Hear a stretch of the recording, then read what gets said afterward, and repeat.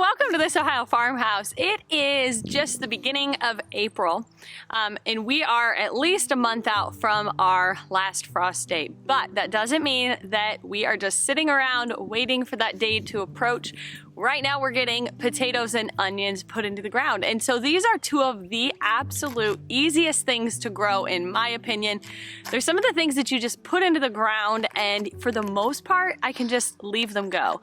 There's not a lot of hands-on time in growing them. You kind of just wait until the end and then you're going to harvest them. There's a couple of little steps in between there and you want to be able to keep things weeded and stuff like that as well. But traditionally I don't have a huge problem with pests when I'm dealing with onions and potatoes, and for the amount of work and effort that I'm putting into it, I'm able to produce a crop that we're able to put away for the winter and it lasts several months after harvest, even if I don't preserve them in any sort of way. Now you can see I'm dressed for warmer weather because we have a spell of warm days coming up here for the next week or so without much rain, and that's necessary, especially in our parts, for planting the potatoes and onions, because you need to get into the ground and actually dig some trenches. That gets really difficult if things are too wet.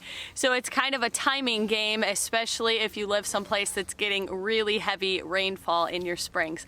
So right now is a perfect time to get outside and plant your potatoes and onions. If you haven't picked them up yet, you can buy seed potatoes and onion sets just at like your local feed store. You should be able to pick up bags of them for $5 or $6.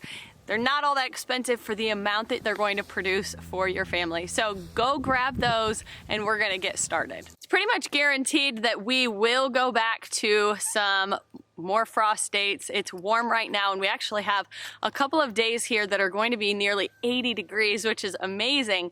But what that does is it fools our fruit trees into thinking it's spring and they will start to bud and blossom, and that becomes problematic because then we end up with late freezes. And so historically we have spent a lot of time actually in the orchards starting fires and trying to keep them warm when we've had those really late frosts. It's kind of a monumental thing. So really, while we're excited about the warmer days, we are dreading what the potential is coming our way as far as fruit trees. But let's go ahead, we're gonna get started on our potatoes and onions. Okay, now if you haven't started seeds indoors and you're ready to transplant your onions outside and start hardening them off, this is what you're going to be looking for in the stores. This is a bag of onion sets. They have, typically you're gonna get a couple of different varieties that are available to you. So this is like a sweet yellow and then just a white onion. But I'll open this and show you what you're getting. When you have your onion set, it's gonna look like this. On the one end, kind of have a point, and on the other end, you've got this little nub. This is where the roots are going to come out of, so this needs to be pointed downward. And then your little point needs to go up so that all of your sprouts can come up through the soil. If you point them sideways, you're gonna have some problems on your hands. So you definitely wanna put them in the ground underneath like this. And then the onions are going to actually go into the ground about 1 to 2 inches under the soil. So you're going to dig yourself a little hole. Sometimes if you have really loose soil, you can just press your thumb down inside of there, drop your onion in and cover it up. It's really a fast process to get onions into the soil, especially if you've got well-amended soil. Okay, clearly I have a lot of work to do to get these beds ready to go. It's kind of a nightmare in there and I haven't even touched cleaning that out. I always question whether it's more painful to have to do it at the end of the season when you're tired from gardening all year, or if it's worse in the spring, but nevertheless, I didn't do it in the fall, and so I've got a lot of work to do to get all of those beds cleaned out. You can see right here, this is my garlic that I planted last fall. It is doing amazing. It looks really great. So I'm just going to clean this out and I'm going to start planting my onions right next to this. This is what you get when you have some amended soils that have been being built up over time. I'll tell you, our raw ground is definitely not like that. It is much harder. There's some clay content in there. It's very rocky soil because we have bedrock just 18 inches or so below the surface of our ground. So we've got a lot of rocks and a lot of things to kind of work with around here. So this was filled originally with not only some topsoil but some compost, and also lots of wood chips have been added to this. So this is some nice black rich soil. This is going to grow really well, and it's very loose at this point. It's not compacted. It's in here, and it makes weeding much easier and also planting. Tell you what, the bees are in full force out here. We didn't know if any of our hives had actually survived the winter, but we went over there the other day, and there's one that is very, very active, and we're seeing bees all over the place, so that's a good thing.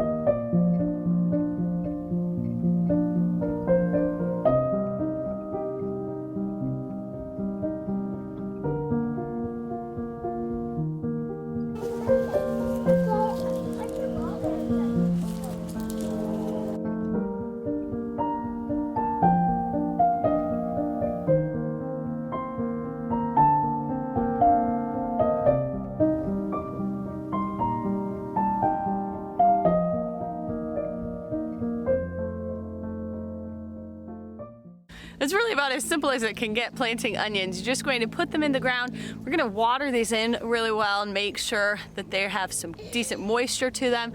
Keep them watered if you're not getting adequate rainfall to cover that, but pretty likely here in the next couple of weeks we're going to have more than enough rain, and I'm not going to be watering nearly as often as I will be this week. So I'm just going to get these really softened up and moistened, and then I'm going to head over and we're going to plant our potatoes.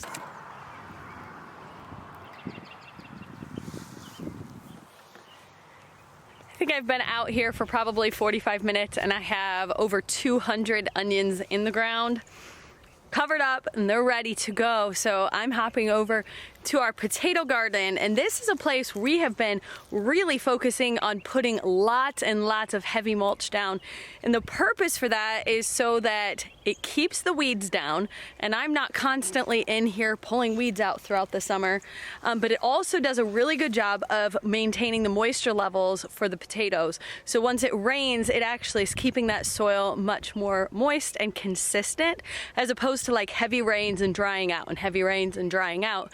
It keeps it much more constant. And so you can see where my rows are if you look here. It's funny, where there isn't heavy mulch, you can see how many weeds there are in those spots, and that's where the actual potato plants have been, and then we really heavily mulched the pathways. This year it looks like I need to really focus on putting more mulch into the actual rows where the plants are going to be. All right, so I'm going to start out by cleaning this out, and then we're going to get our potatoes in the ground.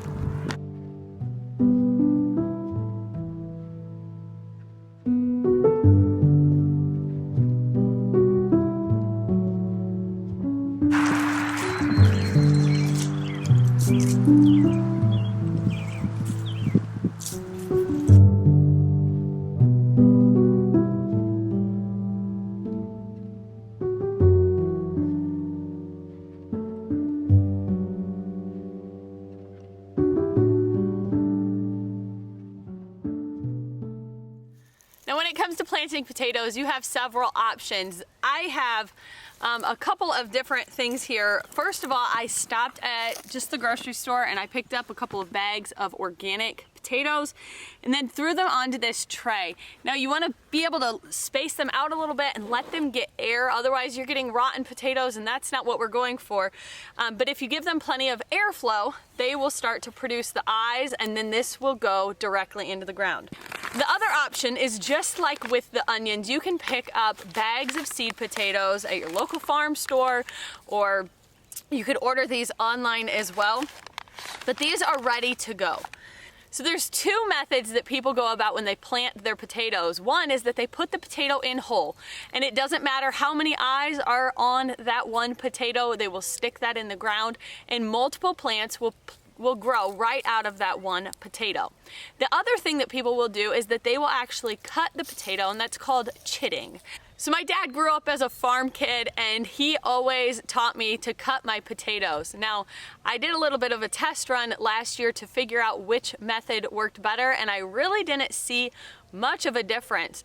If you actually look online, there are a whole bunch of videos where they do a side-by-side comparison, and the potatoes actually produce more potatoes and bigger potatoes when you don't cut them. And so last year and this year, I'm not going to be cutting my potatoes. I'm just going to be sticking them in whole.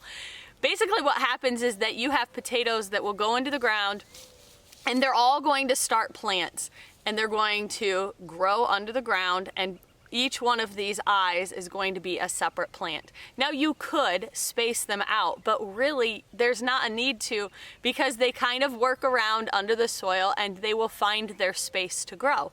And so not only is it a little bit faster to plant them this way, but when you do some cutting and chitting, you actually have to allow that to cure over, otherwise it can cause your potatoes to rot more readily. You can see behind me I've kind of started to create a trench, and this is where I'm going to start placing my potatoes into the ground. Now you want to make sure that they are planted rather deep, to make sure that they are covered completely by the soil. Some of that can wash off over time, and if any of the potato is exposed, it creates kind of this like green skinned area, and some people will say that it's kind of toxic to your body and you really shouldn't eat that part of the potato. So you want it to be completely under the ground, covered by the soil until you dig them up at harvest time. So you want to put the potatoes into the ground 3 or 4 inches deep, covered with soil. You're going to put them in and face as many of the eyes upward toward the surface of the soil as possible. If there are 1 or 2 on the bottom, they tend to make their way out and do their thing. Now, depending on how many eyes is kind of how I determine the spacing for my potatoes, and I've yet to have them be overly crowded. One thing to take note of is that potatoes are one of the plants that require probably the most of any other as far as nutrients go. The potatoes will really suck the nutrients out of that soil, so you need to make sure that you're putting amendments in and fertilizers and really giving it the nutrition that it needs.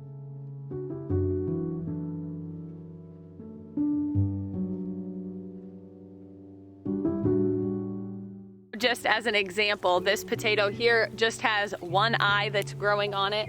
So those potatoes I'll put a little bit closer together because there's not going to be nearly as many plants fighting for that space.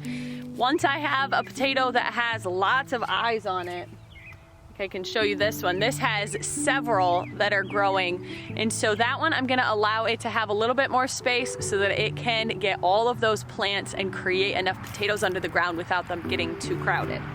I would say on average the potatoes are being planted anywhere from like 8 to 12 or 14 inches apart, depending on how many eyes we're working with.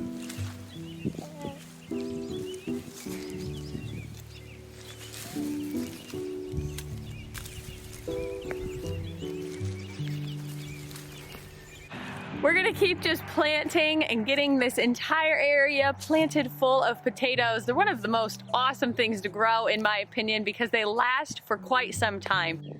Now, once the sprouts start to come up, you can, if you want to, go back in and put a little bit more soil, another 2 or 3 inches on the top of that. And that will ensure that those potatoes aren't going to be exposed to the sun in any way, shape, or form. And so cover those up. I'm going to also bring in more loads of mulch and really just heavily coat these beds with lots of good nutrient wood chips that are going to eventually turn into more compost and great soil structure for me. So get planting. Don't wait until your last frost date to get started. There's lots that can go in the ground right now. I'll see you next time on This Ohio Farmhouse. Thanks for being here.